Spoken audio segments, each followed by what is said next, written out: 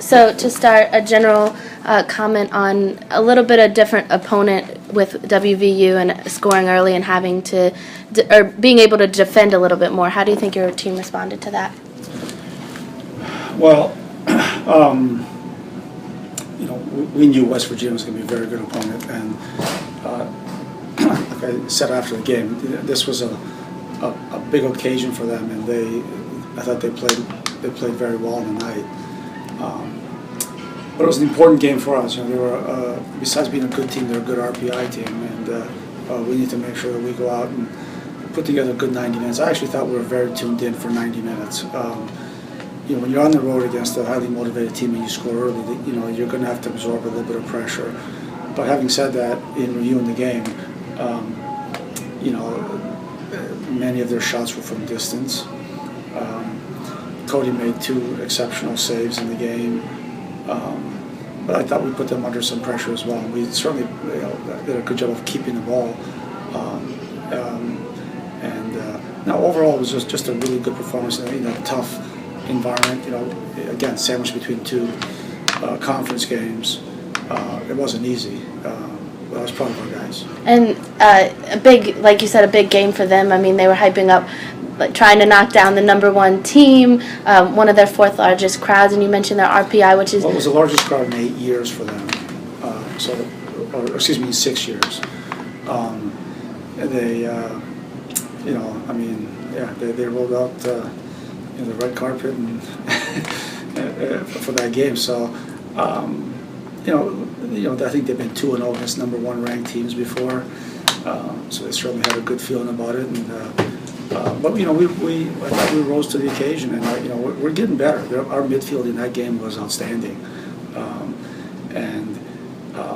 again, I think that the relationship with the midfielders right now is starting to really tick, and it's making us a tougher team and a better team on both attack and in defense. So we're in a good place. We just that game's filed, and we're moving on to Wisconsin. Wisconsin is probably the most improved team in the Big Ten this year,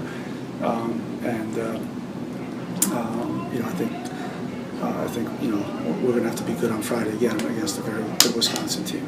And the midfield's clicking now, and you look at Wisconsin, and then a lot of non-conference games. How do you keep up the level of intensity from training to these games heading into postseason there?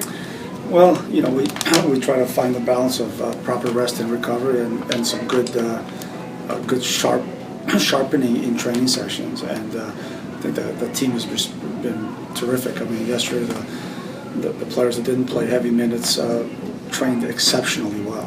I mean, high intensity, high quality, and that's a credit to them and to the culture we have in the program. That's what's expected, and the players are embracing,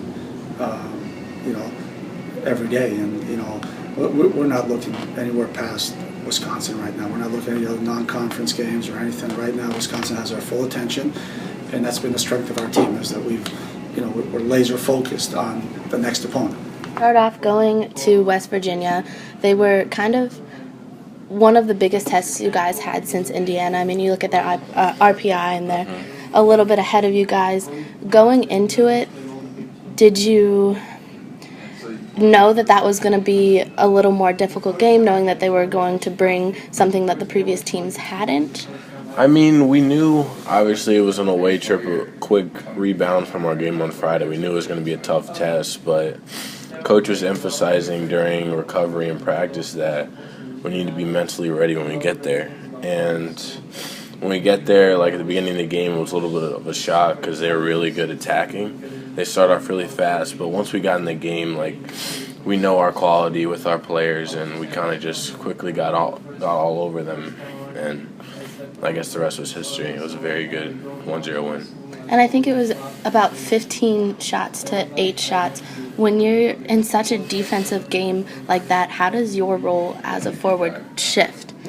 Well, a lot of people think that forwards just focus on attack, but forwards are very important parts of the defense too. You need to drop back, help your midfielders, especially in a game where it's almost like they're coming at you hard all the time, the forwards need to drop back and be that extra support in the midfield to help their players with the compactness.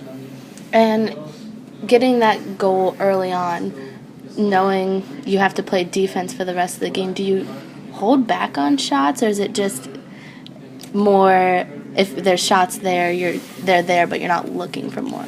It's not really holding back, especially with the way we play at Maryland. Like, we're always looking for more goals, but you're more conscientious of defending because you have that 1-0 lead. You're less likely to take chances in the attack, but coach is emphasizing us taking smart shots rather than unnecessary shots based on the scoreline.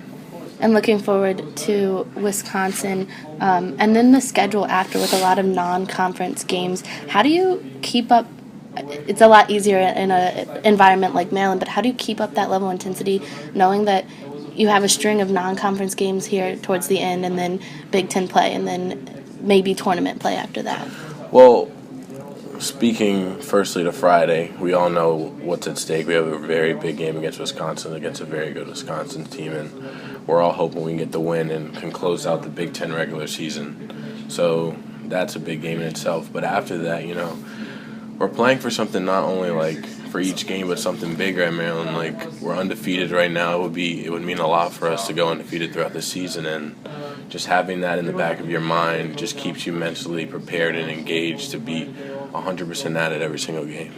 And going from last year as a freshman, getting into this team, and then coming onto this team as leading in assists, having a little bit more playing time, how have you seen your own development from freshman in a class that was highly scouted to now? I mean, each year brings on a different role for every individual. And last year, it was hard, but I understood the role because Sash preaches that, support players, starters, etc. But this year, you just got to be ready and engaged every practice, every play, every film session. Everything matters because your moment can come at any time, not just me, for any of the players that come on from the bench. And so people can get to know you a little bit more. Final question. If you had to sum up your style of play in 1 to 2 words, how would you describe it? I don't know, maybe all action. I love getting in. I love taking the defenders on, love seeing how they react to me running full speed at them. So I'd say all action, full speed ahead, something like that. I don't know. And you mentioned DJ, you mentioned George and that depth, and Sebastian.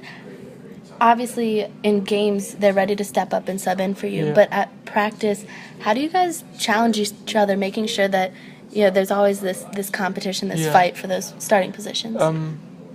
Sash has really, really high expectations of. So when you go into a practice and you're not fully concentrated, he'll make sure you will be concentrated. Otherwise, you just sort of get yelled at, So we have to be concentrated every day, and we're playing against the best defenders in the country right now every day. So that just challenges us every day, and that makes us better every day. And as I told you, with having George and DJ, I think they would be starters at every other team in the country. So they know they're good players. We know they're good players, and we're just grateful to have them.